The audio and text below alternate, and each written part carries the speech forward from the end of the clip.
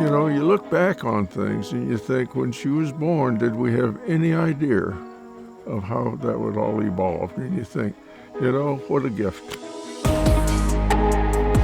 I like to say that Lori grew up in a man's world, but she also grew up as a leader in a leader's world. I met her 4 years into her career, so I've been along this ride for a long time. I've never heard her say, I need, I want, or I deserve, ever. We have core values in the Air Force. It's integrity first, service before self, and excellence in everything we do. And I think she lives it day by day, and she shows that in everything she does. Every job Lori's ever had, she's been the best. Her accomplishments are unique. She was the first unified commander ever in uniform as a 4-star general. She's the first female commander of the United States Air Forces in the Pacific. A bunch of firsts along the way. She's been in combat as a controller and of course NORAD, North American Air Defense Command. She has been on the Joint Staff and mingled in the Congress as legislative liaison for the United States Air Force. She's done it all, and she's done it extremely successfully. These jobs are not given for political reasons, not because she's a female. These jobs are given for the same reason she got every other job she got along the way, is because she's darn good at it. Obviously, when she goes in the Air Force, you know, she leaves New Hampshire and we never got an assignment back there, but that's her roots. Her whole family's there, and it means a lot to her. Her grandmother was one of the first females in the New Hampshire State Legislature. You know, her dad grew up there, went off to Vietnam, came back there, and actually retired there. I suggested she might go to the Air Force Academy. Well, she didn't think that was a good choice.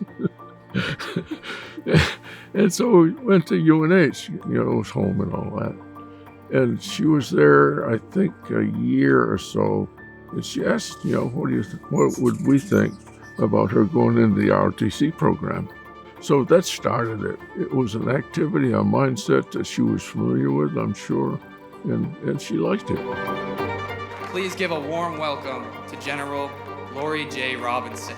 It was very exciting for her to even get invited. We never expected that would happen, but she thought of it as a great privilege. I'm gonna get really emotional here. Yeah, I am so proud to be a Wildcat. I can't even tell you. The greatest thing that was so much fun is 5 of her former roommates were there with us. We expected to be great. What I didn't expect was she got a rousing reception from the students. I'm proud to be a Wildcat, class of '81. Congratulations. You know, in a lot of cases too, there's a lot of women sitting out in the audience going, maybe I can do that. That's very important. So it was a lot of fun, very emotional, but a lot of fun.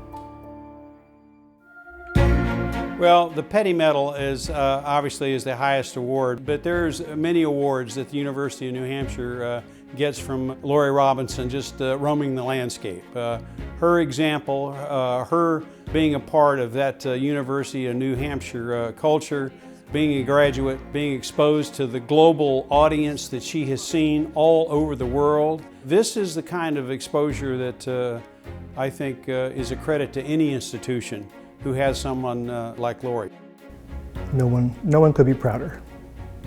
I think the reason Lori deserves this is if you look at her military career, she has risen to the highest levels ever for a female. She is the only female combatant commander in the United States military and retired as the most senior female from any service in the history of the United States military. And I think that's pretty significant. A lot of folks will say, are you proud of her? Of course you are. So I would say, Lori, you done good. It isn't what you did, it's what you stood for. That's her.